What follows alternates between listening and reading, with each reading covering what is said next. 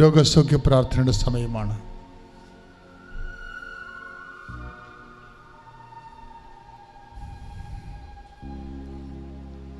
ഒരു നിമിഷം മൗനമായി ഓൺലൈനിലുള്ളവരും ഇവിടെ തീർത്ഥാടനത്തിലായിരിക്കുന്നവർ കർത്തൃസന്നിധി എത്തപ്പെട്ടിരിക്കുന്ന ഈ വിശുദ്ധമായ നിമിഷങ്ങളെ ഓർത്ത് നന്ദി പറയുക.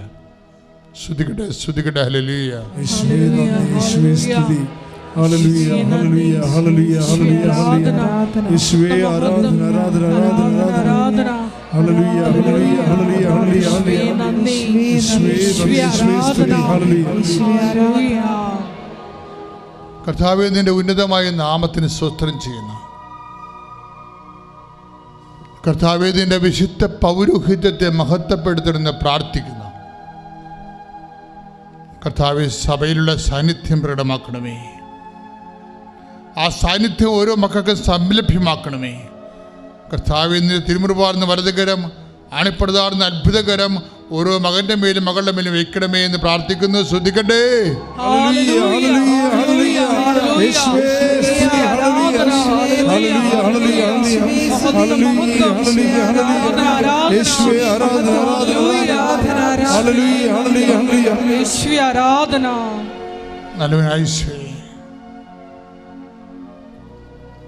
അങ്ങയുടെ അനുഗ്രഹത്തെക്കാൾ വലുതാണ് അങ്ങയുടെ സാന്നിധ്യം. ഈ സാന്നിധ്യത്തിൻ്റെ വാഗ്ദാനത്തിൽ അടിസ്ഥാനപ്പെടുത്തിക്കൊണ്ട് അടിയങ്ങളെ പ്രാർത്ഥിക്കുന്നു. എല്ലാ രോഗികളെയും കർത്താവേ, നിന്റെ സാന്നിധ്യത്തെ സൗഖ്യമാക്കണമേ.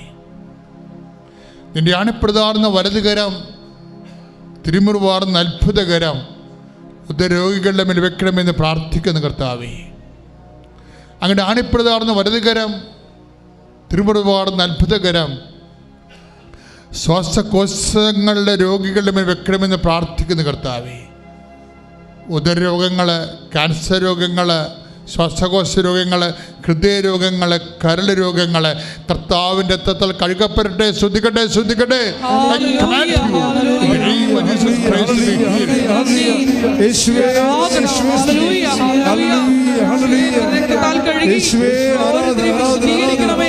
സൗഖ്യത്തിലേക്ക് ആനയിക്കണമേ. സദയം തുടേണേ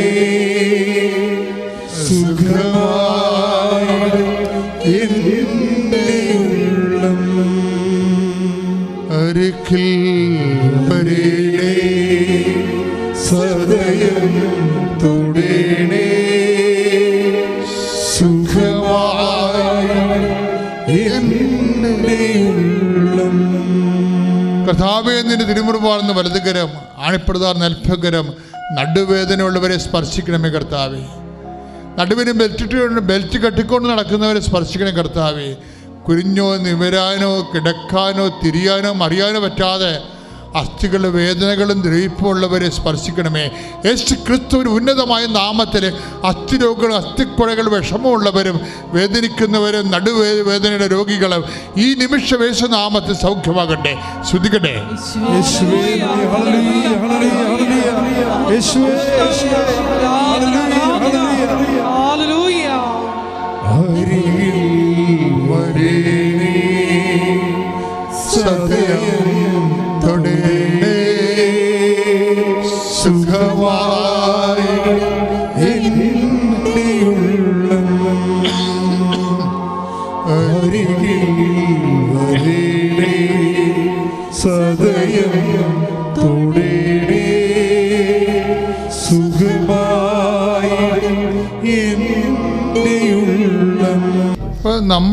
നമ്മൾ ഉടമ്പടിയിൽ ഒത്തിരിയേറെ വിഷയം വെച്ചിട്ടുണ്ടല്ലേ.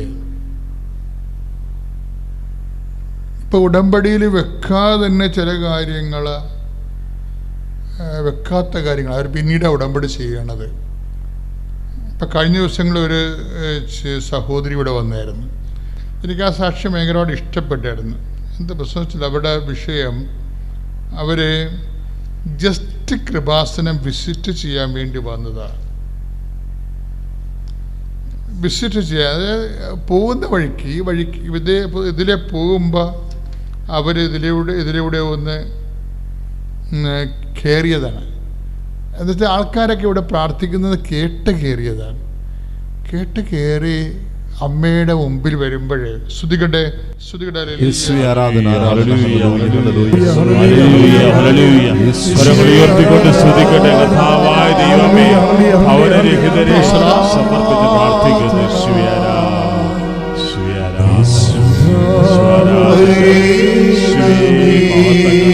പരമദിവ്യകാരുണ്യത്തിന് ആരാധനയും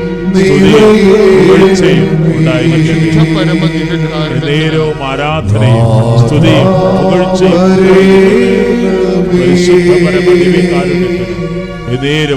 ആരാധനയും സ്തുതിയും ഉണ്ടായിരിക്കട്ടെ. നിങ്ങൾ ആരാധന കൂടുന്നവര് അച്ഛന് കർത്താവ് തരുന്ന വചനങ്ങൾ അനുസരിച്ചാണ് ആരാധന മുന്നോട്ട് പോകുന്നത്. അതിനുള്ളിൽ നമുക്ക് ദൈവത്തെ സ്തുതിക്കും. നമ്മൾ ഇത് കംപ്ലീറ്റ് ഒരു ജനപ്രഘോഷണ ആ രീതിയിലുള്ള ധ്യാനമല്ല ഉടമ്പടി ധ്യാനം. ഉടമ്പടി ധ്യാനത്തിൻ്റെ അകത്ത് പ്രാർത്ഥനയുണ്ടാവും, സ്തുതിപ്പുണ്ടാവും, ആരാധനയുണ്ടാവും, വചനമുണ്ടാവും, വ്യാഖ്യാനമുണ്ടാവും. അങ്ങനെ കർത്താവിൻ്റെ കൂടെയാണ് നമ്മളിത് സഞ്ചരിക്കുന്നത്. അപ്പം അതുപോലെ ഈ സമയത്ത് വലിയ അഭിഷേകങ്ങൾ ഉണ്ടാകാനുള്ള അതുകൊണ്ടാണ് ഉടമ്പടിയിലൊക്കെ ഭയങ്കരമായ സമയത്ത് ദർശനങ്ങൾ വരേണ്ടതിൻ്റെ കാര്യം ഇതാണ്. കാര്യം ഇതിൻ്റെ ഈ ഒരു പ്രസംഗമായിട്ടല്ല ഇത് പോകുന്നത്. ഇത് മറിച്ചൊരു ദൈവാരാധന, ദൈവജനാരാധനയായിട്ട് ഈശോയുടെ സാന്നിധ്യത്തിൻ്റെ അമ്മയുടെ മധ്യസ്ഥത്തിൽ നമ്മൾ പോവുകയാണ്. അതുകൊണ്ട് നിങ്ങൾ വളരെ ശ്രദ്ധയുണ്ടാകണം. ഇപ്പം ഞാൻ പറഞ്ഞ ജിൻസിറ്റു അമ്മയുടെ കാര്യമാണ് പറഞ്ഞത്. ജിൻസിറ്റു അമ്മ ഇതിൽ പോകുന്ന സമയത്ത് ഹസ്ബൻഡുമായിട്ട് ഇവിടെ ആൾക്കാർ പ്രാർത്ഥിക്കാൻ പോകുന്ന കണ്ട് അവിടെ കൂടെ വന്നതാണ്. അവർ അമ്മയുടെ മുഖത്ത് നോക്കിയപ്പോൾ അവരമ്മയോട് പറഞ്ഞു, അമ്മേ 5 വർഷമായിട്ട് എനിക്ക് മക്കളില്ല. അവരുടമ്പടി ചെയ്തിട്ടില്ല, അവർക്കറിയത്തില്ല. പക്ഷെ ജസ്റ്റ് വന്ന് കയറിയതേ ഉള്ളൂ. കയറി 5 വർഷമായിട്ട് അവർ മക്കളില്ല. അവർ മടുത്ത് മരുന്നൊക്കെ ഒഴിവാക്കി അങ്ങനെ നിൽക്കുന്ന ഒരു സമയമാണ്. ഇനി എന്താണ് ചെയ്യണമെന്നറിയാതെ, ഇനി മക്കളില്ലാണ്ട് ഇങ്ങനെ ജീവിക്കേണ്ടി വരുമോ എന്നൊക്കെ അറിയാതെ പകച്ച് നിൽക്കുന്ന ജീവിതത്തിൽ. ഈ പകപ്പോടു കൂടിയാണ് അവർ മാതാവിൻ്റെ മുഖത്തേക്ക് നോക്കുന്നത്. പക്ഷേ പകപ്പോടുകൂടി നോക്കുമ്പോൾ അത് പകപ്പിനെ പ്രാർത്ഥനയാക്കി മാറ്റാനുള്ള കഴിവ് അവർക്കുണ്ട്. അതാണ് അവരുടെ വിശ്വാസം എന്ന് പറയണത്. പകപ്പുണ്ട്, ജീവിതത്തിൽ ഇങ്ങനെ പകച്ചു നിൽക്കുന്ന ആളാണ്. ചില ആൾക്കാർ കടത്തിന് മുമ്പിൽ പകച്ചു നിൽക്കും, ചിലർ രോഗത്തിൻ്റെ മുമ്പിൽ പകച്ചു നിൽക്കും, ചിലർ ഉറ്റവരുടെ മരണത്തിന് പെട്ടെന്നുണ്ടാകുന്ന ആകസ്മിക വിയോഗത്തിൽ പകച്ചു നിൽക്കും. അപ്പം ജീവിതത്തിൽ നമുക്ക് പകച്ചു നിൽക്കും. നമ്മൾ പലപ്പോഴും, ഞാനും പല സമയത്ത് പകച്ചു നിന്നിട്ടുണ്ട്. അക്കാലങ്ങളിലെല്ലാം രാത്രികളിലെ പോലും ഞാൻ പ്രാർത്ഥനയാക്കി മാറ്റും. കാര്യം നമ്മളെ സംബന്ധിച്ചിടത്തോളം എങ്ങനെ ക്ലിയർ ചെയ്ത് നമ്മൾ ജീവിച്ചാലും, ഞാൻ ജീവിതത്തിൽ നിന്ന് പഠിച്ചതാണ്, നമുക്ക് പണി കിട്ടുമെന്നാണ്. അതായത് എങ്ങനെ, ഞാൻ കുറേ ശ്രദ്ധിച്ചിട്ടുണ്ട് ഈ വിഷയത്തിൽ. എങ്ങനെ നമ്മൾ തട്ടലും മുട്ടലും ഇല്ലാതെയൊക്കെ പോകണമെന്ന് വിചാരിച്ചാലും തമ്പുരാൻ നമുക്കൊരു പണി തരും. അത് ദൈവത്തിൻ്റെതായിട്ട് തരുന്ന, അതായത് ദൈവത്തിൻ്റെ കാര്യം. ബുദ്ധിമോശം എന്ന് പറഞ്ഞാൽ അങ്ങനെ ബുദ്ധിമോശം വളരെ ചിന്തിച്ചും ആലോചിച്ചും അതിൻ്റെ റിസൾട്ടൊക്കെ നോക്കിയും അതിൻ്റെ പ്രോയും കോന്ത്രായും അതിൻ്റെ സൈഡ് എഫക്ട്സും പാർശ്വഫലങ്ങളൊക്കെ ഞാൻ ഹരിച്ചും കുണിച്ചും ഒക്കെയാണ് ഓരോ കാര്യങ്ങൾ പതുക്കെ ചെയ്യണത്. അങ്ങനെ ചെയ്താലും പണി കിട്ടും ചില സമയത്ത്. ആ പണി കിട്ടുമ്പോൾ നമ്മൾ ഓർക്കേണ്ട ഇതാണ്, ഇത് ദൈവത്തിൻ്റെ തിരുസന്നിധിയിലേക്ക് വരാൻ വേണ്ടിയുള്ള ഓരോ വിളിയാണ്. ദൈവം വിളി പലതരത്തിലുണ്ട്. ദൈവം ഇങ്ങനെ ഓട്ടോറിക്ഷയിലും മൈക്കും കെട്ടി എല്ലാവരെയും ഒന്നും വിളിക്കത്തില്ല, ആരെയും വിളിക്കത്തില്ല. ദൈവം എങ്ങനെ വിളിക്കണത്? തൻ്റെ അടുത്തേക്ക് വരാൻ വേണ്ടിയുള്ള സാഹചര്യങ്ങൾ ക്രമീകരിക്കും. ചില പൊട്ടന്മാർ വരത്തില്ല, ചിലർ വരും, ചിലർ വന്നാൽ പോകത്തില്ല.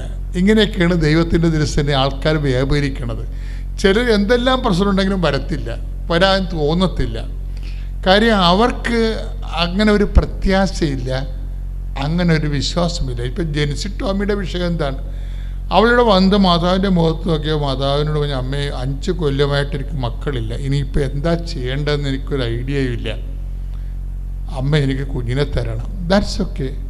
അവൾ ഉടമ്പടി എടുത്തിട്ടില്ല, അമ്മയുടെ മുഖത്തേക്കതേ പറഞ്ഞുള്ളൂ. പക്ഷേ വിത്തിൻ അടുത്ത പീരീഡ്സ് കഴിയുമ്പോൾ അവൾ പ്രഗ്നൻ്റ് ആവും. അത് ലൈറ്റ്നിങ് ആയിട്ടാണ്. ദൈവത്തിൻ്റെ അനുഗ്രഹങ്ങൾ ചില സമയത്ത് നമുക്ക് ഞെട്ടിപ്പോവും. ഈ മിന്നൽ വരണ പോലെ അനുഗ്രഹങ്ങൾ വരും, അറിയത്തില്ല. അപ്പോൾ അത് മനസ്സിലായി കഴിഞ്ഞപ്പോൾ അവൾ അടുത്ത കുഞ്ഞിൻ്റെ കാര്യം വന്നപ്പോൾ അവൾ ഉടമ്പടി ചെയ്തു.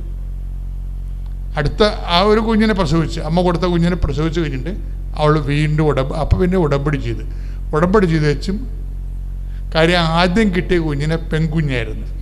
അപ്പോൾ അവൾക്കൊരു ആൺകുഞ്ഞിനെ വേണം. അതുകൊണ്ട് തിരിച്ചു വന്നിട്ട് അവൾ ഉടമ്പടി ചെയ്യും, ഡിസിറ്റോമിക്. അങ്ങനെ ശരിയാണ്. അപ്പോൾ ഉടമ്പടി ചെയ്തിട്ട് അവൾ ആദ്യം എഴുതും, എനിക്ക് ആൺകുഞ്ഞിനെ വേണമെന്ന് എഴുതും.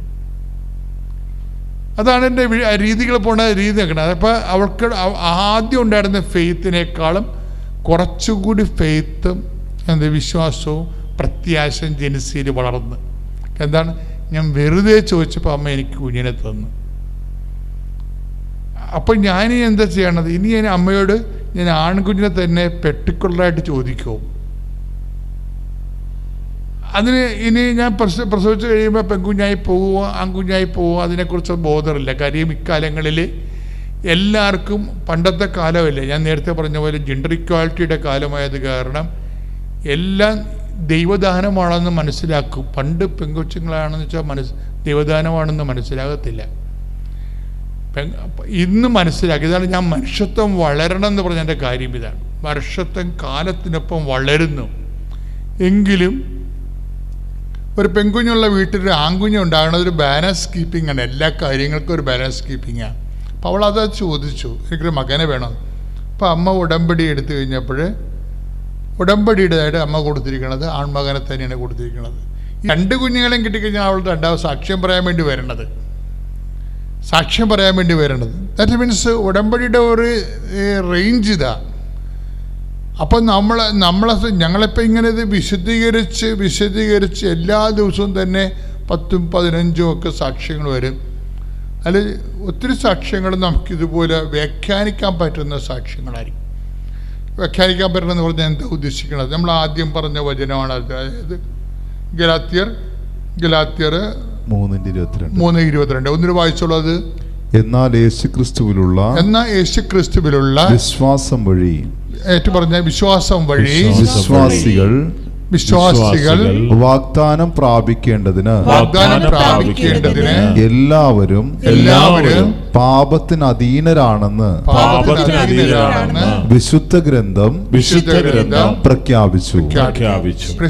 അപ്പൊ ഇതിൻ്റെ വരുന്നൊരു വിഷയം വാഗ്ദാനം പ്രാപിക്കണത്. അവിടെ എന്താ എഴുതിയിരിക്കുന്നത്? കൊളോസ്യസിൻ്റെ ഗലാത്യൻ്റെ 3:22 വിശ്വാസം വഴിയാണ് വാഗ്ദാനം പ്രാപിക്കുന്നത്. അപ്പോൾ ഇവിടെ എന്താ ജെൻസി ചെയ്തതെന്ന് വെച്ച് കഴിഞ്ഞാൽ, ജെൻസിയുടെ കേസ് ഹിസ്റ്ററി ഞാൻ നിങ്ങളോട് പറയുകയാണ്. ഈ നമ്മൾ ആദ്യം കണ്ടില്ലേ കൊളോസ്യൻസിൻ്റെ 3:11 എന്താ പറഞ്ഞത്? യേശു ക്രിസ്തു എല്ലാമാണെന്ന് പറഞ്ഞു. അപ്പോൾ ഈ കുട്ടി ഇവക്കില്ല, കിട്ടാത്ത കുട്ടി എവിടെ ഉണ്ട്? യേശുക്രിസ്തുവിൻ്റെ ദാനത്തിലുണ്ട്. കർത്താവിൻ്റെ നമ്മൾക്ക് നമ്മളെപ്പോഴും പറയും, എനിക്ക് കർത്താവ് ഞാൻ പ്രാർത്ഥിച്ചു, എനിക്ക് കുഞ്ഞിനെ തന്നു, ഞാൻ പ്രാർത്ഥിച്ചു, എനിക്ക് ജോലി കിട്ടി, ഞാൻ പ്രാർത്ഥിച്ചു, എൻ്റെ ക്ഷീണം മാറി എന്നല്ല നിങ്ങൾ പറയേണ്ടത്. നിങ്ങളെന്താ പറയേണ്ടത്? ഞാൻ പ്രാർത്ഥിച്ചു, എനിക്ക് ക്രിസ്തുവിനെ കിട്ടിയെന്നാണ്. ക്രിസ്തുവിനെ എന്തിൻ്റെ രീതിയിൽ? ചിലപ്പോൾ ജോലിയുടെ രീതിയിൽ കിട്ടും, ചിലപ്പോൾ കുഞ്ഞുങ്ങളുടെ രീതിയിൽ കിട്ടും, ചിലപ്പോൾ സൗഖ്യത്തിൻ്റെ രീതിയിൽ കിട്ടും. പക്ഷേ എന്താ കാര്യം? ക്രിസ്തു എല്ലാമാണ്, എല്ലാവരിലുമാണ്. ക്രിസ്തു എല്ലാമാണെന്ന് പറഞ്ഞിട്ടില്ലേ? അതിൽ ഒരു മനുഷ്യൻ്റെ എല്ലാ ആവശ്യങ്ങളുമുണ്ട്. എല്ലാ ആവശ്യങ്ങളും. ക്രിസ്തുവിൻ്റെ വേറൊരു പേരെന്താണ്? ദൈവരാജ്യം. ക്രിസ്തുവിൻ്റെ മനസ്സ്, ക്രിസ്തുവിൻ്റെ വചനങ്ങൾ ആരതുപോലെ നിറവേറ്റിയാൽ അവൻ ദൈവരാജ്യത്തിലാവും. ഈ ഉടമ്പടിയുടെ ഒരു ഗുണമെന്ന് പറയണത്, ഇതിനേക്കാളും നല്ലൊരു പ്രാർത്ഥന ഇനി ദൈവത്തിനെ വെളിപ്പെടുത്താൻ പറ്റുമെന്നറിയത്തില്ല. ഞാൻ ദൈവത്തിൻ്റെ അനന്തമായ കഴിവിനെ പരിമിതപ്പെടുത്തി പറയുകയല്ല. കാര്യം ഇതിൻ്റെ സാരസംഗ്രഹം എന്ന് പറയണത്, ഇപ്പോൾ ഉദാഹരണം, ഇപ്പോൾ ഈശോ എന്താ പറഞ്ഞിരിക്കുന്നത്? നിങ്ങൾ ആദ്യം ദൈവരാജ്യത്തെയും എന്ന് പറഞ്ഞേ, നിങ്ങൾ ആദ്യം അവിടുത്തെ രാജ്യവും അവിടുത്തെ രാജ്യവും അവിടുത്തെ നീതിയും അന്വേഷിക്കുക. അതോടൊപ്പം മറ്റുള്ളവയെല്ലാം നിങ്ങൾക്ക് ലഭിക്കും.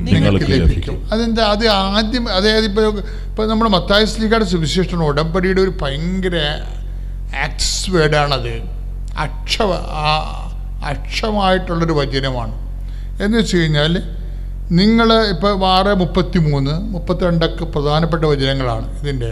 അതായത് ആദ്യം മനുഷ്യൻ ക്രിസ്തുവിന് റെഫറൻസ് കൊടുക്കണം. എന്താണ്? ദൈവരാജ്യത്തിന്. ആദ്യം നിങ്ങൾ ദൈവരാജ്യം എന്ന് പറയുന്നത് എന്താണ്? ദൈവത്തിൻ്റെ മനസ്സ്, ദൈവത്തിൻ്റെ ഇഷ്ടം. ഇപ്പം നമ്മുടെ ഇഷ്ടം നമ്മൾ കൺവേ ചെയ്യേണ്ടത് എങ്ങനെയാണ്? നമ്മുടെ വാക്കിലൂടെയാണ്, അല്ലേ? ഇപ്പം ചിലർ പറഞ്ഞു മനസ്സമ്മതത്തിന് ഒക്കെ വരുമ്പോൾ ഇപ്പോൾ ചില കാര്യങ്ങൾ ചോദിക്കുമ്പോൾ പെൺകുട്ടികൾ പണ്ടത്തെ കാലത്താണെങ്കിൽ, ഇപ്പോഴത്തെ കാലത്തെ രീതിയല്ലേ ഞാൻ പറഞ്ഞത്. ഒരു 10-20 കൊല്ലം മുമ്പാണെങ്കിൽ ഈ ചെക്കൻ കാണുക പെണ്ണ് കാണുക പോകുന്ന ചടങ്ങില്ലേ, അപ്പോഴൊക്കെ ഉണ്ടാകുന്ന സമയത്ത് ചെറുക്കന് ഇഷ്ടപ്പെട്ട ഇല്ലേ എന്ന് ചോദിക്കുമ്പോൾ ചിലപ്പോൾ മിണ്ടത്തില്ല പെൺകുട്ടികൾ. എന്താ മിണ്ടാത്തതിൻ്റെ കാര്യം? അപ്പോൾ അവർ മുതിർന്ന കാർന്നവന്മാരെന്താ ചോദിക്കുന്നത്? നീ വാതുറന്ന് സംസാരിക്ക്, നിന്റെ മനസ്സിലിരിപ്പ് എന്താണെന്ന് അറിയാൻ പറ്റുമല്ലോ, അതാ നിനക്ക് വേറെ വല്ലവരും ഉണ്ടോ എന്നൊക്കെ ചോദിക്കത്തില്ലേ? ഇതെന്താ വെച്ച് കഴിഞ്ഞാൽ ഇവർ സംസാരിക്കാത്ത കൊണ്ടാണ്. മനസ്സിലിരിപ്പ് അറിയണത് എങ്ങനെയാണ്? സംസാരത്തിലൂടെയാണ്. അപ്പം ദൈവത്തിൻ്റെ മനസ്സിലിരിപ്പെന്ന് പറയുന്നത് എന്താണ്? ക്രിസ്തുവാണ്. ദൈവത്തിൻ്റെ മനസ്സിലിരിപ്പ് നമ്മളറിയണത് എങ്ങനെയാണ്? ദൈവത്തിൻ്റെ സംസാരത്തിലൂടെയാണ്. ദൈവത്തിൻ്റെ സംസാരം നമുക്ക് എവിടെ നിന്ന് കിട്ടും? കർത്താവിൻ്റെ വചനത്തിൽ നിന്നാണ്. അപ്പം ഈ വചനമെന്ന് പറയുന്നത് എക്സാക്റ്റായിട്ട് എന്താണ്? ദൈവത്തിൻ്റെ മനസ്സിലിരിപ്പാണ്. ഇത് ആരാണ് നടത്തണത്? അയാൾ ദൈവരാജ്യത്തിലാവും, എന്ന് വെച്ചാൽ ക്രിസ്തുവിലാകും. അപ്പോൾ വചനം എപ്പോഴും ഒന്ന് പ്രാർത്ഥിച്ചേ. കർത്താവായ ദൈവമേ, അങ്ങയുടെ വചനം നടപ്പിൽ വരുത്താനുള്ള വിവേചന ശക്തിയും അതിന്റെ കൊതിയും എന്റെ കഴിവും എനിക്ക് നൽകണമേ. അതിനാൽ അതുവഴി ഞാൻ ഈശോയെ അനുഭവിക്കാൻ ഇടയാക്കണമേ. ശ്രുതിക്കട്ടെ ഹല്ലേലൂയ, ഹല്ലേലൂയ, ഹല്ലേലൂയ, ഹല്ലേലൂയ. കരങ്ങൾ ഉയർത്തിക്കൊണ്ട് ശ്രുതിക്കട്ടെ. ഹല്ലേലൂയ.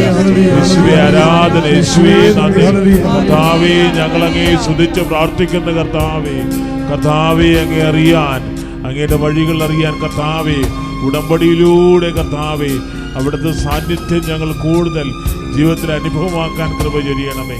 യേശുവേ ആരാധന.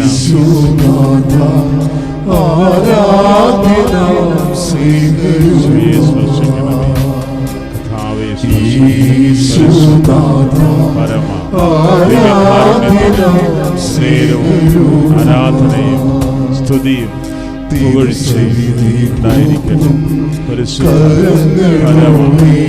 കാരുണ്യത്തിന് ആരാധനയും സ്തുതിയും ഉണ്ടായിരിക്കട്ടെ. പരമ ദിവ്യകാരുണ്യത്തിന് നേരവും ആരാധനയും പുകഴ്ചയും ഉണ്ടായിരിക്കട്ടെ. വന്നാലും വസിച്ചാലും ഞങ്ങൾ ഹൃദയങ്ങളിലെന്നും വന്നാലും വസിച്ചാലും ഞങ്ങൾ ഹൃദയങ്ങളിലെന്നും. എനിക്ക് വിശ്വാസമുണ്ട് നിന്നിൽ, പക്ഷേ എനിക്ക് ഒരു ചെറിയ അടയാളം കാണിക്കണം, ഇതിൻ്റെ ഒരു ചേഞ്ച് വരും എന്നുള്ളത്. ഞാൻ പോയ ഡോക്ടർ തിരിച്ചു വന്നിട്ട് പറഞ്ഞു, ഈ എക്സ്റേ മെയിൻ ഡോക്ടറിനെ കാണിക്കണം, ഇപ്പം തന്നെ കാണിക്കണം. പുള്ളി ഭയങ്കരമായിട്ട് ട്രൈ ചെയ്യുന്നു, വിളിക്കുന്നു, ഇതൊക്കെ ചെയ്യുന്നു. പക്ഷേ എനിക്ക് അപ്പോഴേ മനസ്സിലായി ഇതിൻ്റെ കാര്യത്തിൽ മാതാവ് ഇടപെട്ട് കഴിഞ്ഞു എന്ന്. എനിക്ക് TB ഗോൾഡ്. അപ്പം ഞാൻ വീട്ടിൽ ചെന്നു, എനിക്ക് ലാബിൽ നിന്ന് കോള് വന്നു, മോളുടെ എക്സ്റേ നെഗറ്റീവാണ്, ഒരു കുഴപ്പമില്ല. പക്ഷേ എന്താണ് TB ഗോൾഡിൻ്റെ ടെസ്റ്റ് നെഗറ്റീവ് വരാൻ നമുക്കൊന്നും ചെയ്യാൻ പറ്റില്ല. എൻ്റെ TB ഞാൻ പിറ്റേ ദിവസം ഇവിടെ വന്നു, അച്ഛനെ കണ്ടു, അച്ഛൻ എന്നെ ബ്ലെസ് ചെയ്തു. അച്ഛൻ്റെ ആ 34 വർഷത്തെ അച്ഛൻ്റെ കുർബാനയുടെ ശക്തി എന്ന് പറഞ്ഞപ്പോൾ തന്നെ എൻ്റെ ശരീരത്തിലൂടെ എന്തോ ഒന്ന് പോലെ എനിക്ക് തോന്നി. അപ്പോൾ ഞാൻ തീരുമാനിച്ചു, ഇതെൻ്റെ നെഗറ്റീവ്. എനിക്ക് എപ്പോഴും എൻ്റെ മനസ്സ് കാണിക്കുവാൻ നെഗറ്റീവ് വരുവാന്ന്. അങ്ങനെ എൻ്റെ റിസൾട്ട് നെഗറ്റീവ് വന്നു. ഇപ്പോൾ അതിൻ്റെ പുറകെ അപ്പം ഞാനൊരു 2 ദിവസത്തേക്ക് ചെറിയൊരു ടെൻഷൻ, എല്ലാവരും ഉണ്ടാകുന്ന പോലെ ടെൻഷൻ അടിച്ചു. പിന്നെയാണ് ഞാൻ ഉടനെ അറിയുന്നത്, എനിക്കൊരു കോളേജിൽ നിന്ന്, ഞാൻ കൊടുത്ത ഒരു കോളേജിൽ നിന്ന് എനിക്ക് കോള് വന്നു. അവർ പറഞ്ഞു ഇൻ്റർവ്യൂവിന് റെഡി ആണോ എന്ന് ചോദിച്ചു. ഞാൻ ഇൻ്റർവ്യൂവിന് റെഡി ആണോ എന്ന് ചോദിച്ചാൽ എൻ്റെ ബ്രദറിൻ്റെ മാരേജ് വരുവാണ് ഈ മാസം 21, 26. പക്ഷേ എനിക്കത് പങ്കെടുക്കാൻ പറ്റില്ല. അപ്പം ഞാൻ പറഞ്ഞു ആദ്യം റെഡി അല്ലെന്ന് പറഞ്ഞു. പിന്നെ ഉടനെ 16-ന് ആണ് എനിക്ക് ഈ 16-നാണ് എനിക്ക് അവിടെ ക്ലാസ് തുടങ്ങുന്നത്. അപ്പം ഉടനടി എനിക്ക് തന്ന സ്പോൺസേഴ്സ് എന്ന് പറഞ്ഞാൽ അവർ പറഞ്ഞു, ഫസ്റ്റ് നിൻ്റെ പ്രീ അസസ്മെൻറ്റ്